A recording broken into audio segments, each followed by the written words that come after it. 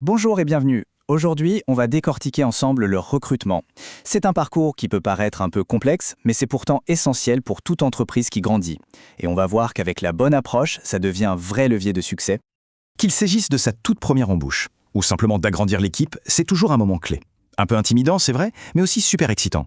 C'est une décision qui pèse lourd dans l'avenir de l'entreprise. Alors comment faire le bon choix? Pour s'y retrouver, voilà notre feuille de route.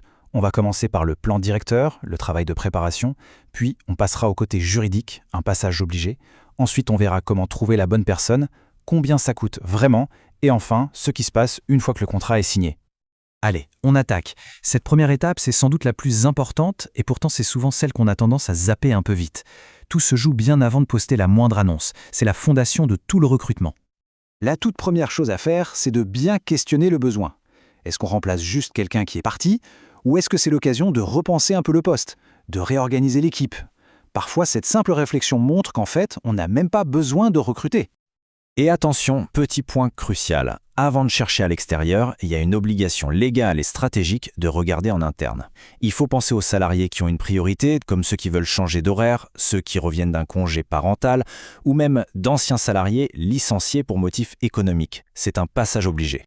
On passe maintenant à la partie juridique. Et il ne faut pas voir ça comme une contrainte, mais plutôt comme une protection. C'est ce qui assure un recrutement juste et réussi. Bien connaître les règles, c'est se protéger, mais c'est aussi garantir une vraie équité entre tous les candidats. Le mot-clé ici, c'est la non-discrimination. Le principe est simple, une décision d'embauche doit se baser uniquement sur les compétences professionnelles et les exigences du poste. Point. Tout le reste, tous les autres critères, sont tout simplement illégaux. Et la liste de ces critères interdits, elle est longue. On y trouve l'origine, le sexe, l'âge, la situation familiale et même l'apparence physique ou le lieu de résidence. La règle d'or à retenir, c'est si la question ne concerne pas directement les compétences nécessaires pour le job, elle n'a rien à faire dans le processus de décision. Parce que les conséquences, elles, ne sont pas à prendre à la légère. Une discrimination à l'embauche, ça peut coûter jusqu'à 45 000 € d'amende et même 3 ans de prison. C'est un risque énorme, qu'aucune entreprise ne devrait même songer à prendre. Alors concrètement, en entretien, qu'est-ce qu'on a le droit de demander? Eh bien, ce tableau résume bien la situation. On reste centré sur le professionnel, les compétences, l'expérience, la capacité à suivre les horaires, et on oublie tout ce qui touche à la sphère privée, comme les projets familiaux ou les opinions politiques.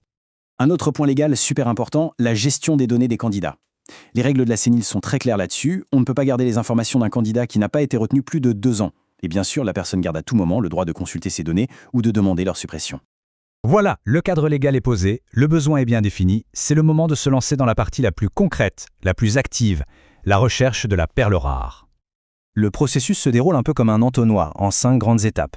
On a déjà vu la première, l'analyse du besoin. Viennent ensuite la recherche des candidats, le tri des CV, les entretiens, et enfin la sélection finale.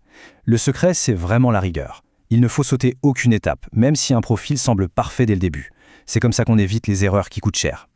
À ce stade, il y a une distinction juridique qui est hyper importante à connaître. La différence entre une offre de contrat et une promesse unilatérale de contrat. La première, l'offre simple, peut être retirée tant que le candidat ne l'a pas acceptée. Mais la deuxième, la promesse, elle engage l'employeur immédiatement. La retirer, c'est comme faire un licenciement abusif. Ce n'est pas un détail. Et juste avant que la nouvelle recrue ne commence, il y a une formalité administrative qui est absolument non négociable. La déclaration préalable à l'embauche ou DPAE. Il faut obligatoirement la faire auprès de l'URSSAF avant la toute première minute de travail. C'est la règle d'or. On en arrive à la question de l'argent. Recruter, ça a un coût. Et bien souvent, on le sous-estime. Parce qu'il ne s'agit pas seulement du salaire. On va voir ce que représente vraiment l'arrivée d'une nouvelle personne dans l'équipe. Ce schéma le montre très bien. Le salaire, c'est juste la partie émergée de l'iceberg. Il faut penser à tous les coûts cachés, les frais d'un cabinet de recrutement par exemple, mais surtout le temps précieux passé par les managers et les RH. Et le pire de tous, le coût d'un recrutement raté qu'il faut recommencer à zéro. Et puisqu'on parle de risque financier, impossible de ne pas aborder le travail dissimulé. De quoi s'agit-il? C'est le fait d'oublier, intentionnellement, de déclarer un salarié ou une partie de ses heures. Et c'est une infraction extrêmement grave. Concrètement, ça peut être le fait de ne pas faire la DPAE à temps, de ne pas donner de bulletin de paye ou encore de déclarer moins d'heures que ce qui a été réellement travaillé. Le point déterminant dans tout ça, c'est l'intention de frauder. Et là encore, la sanction financière est lourde. Si le contrat est rompu, un salarié qui n'était pas déclaré a droit à une indemnité forfaitaire égale à 6 mois de salaire. Et ça vient s'ajouter à toutes les autres indemnités de licenciement possibles. Voilà, le contrat est signé. Mais attention, ce n'est pas la ligne d'arrivée, c'est le point de départ. Un recrutement n'est vraiment réussi que si l'intégration se passe bien. C'est là que la collaboration commence pour de bon. Un bon accueil, ça se prépare à l'avance. Il faut penser à l'espace de travail, à l'ordinateur, aux accès. Il faut aussi prévenir l'équipe. Et surtout, préparer un petit planning pour le premier jour, la première semaine. Un premier jour bien structuré, ça envoie un message très positif et ça aide énormément la personne à se sentir à l'aise.